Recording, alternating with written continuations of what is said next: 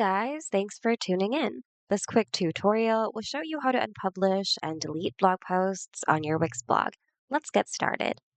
From your site's dashboard, go to Blog on the left and then go to Posts. Here you should see a list of your previously created posts. Look for the post you want to either unpublish or delete and click the three-dot button next to it. To unpublish it, simply select Revert to Draft. A warning pop-up will appear. This post will be removed from your site and any views, likes, and comments will be deleted. Once you're sure, click on Revert to Draft. This takes it off your live site, but keeps it in your dashboard, specifically on the Drafts tab, so that you can still access it if ever you want to use it later on.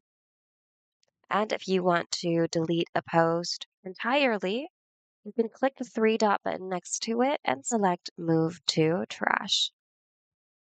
You can check it out on the Trash tab. And to delete a post permanently, just click the Delete button next to it. Another pop-up warning will appear, and if you're sure to permanently delete it, click on Delete.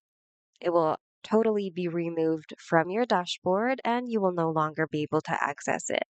And that's it. Hope this video was helpful. If you need more Wix tutorials, check out our channel and consider subscribing as well.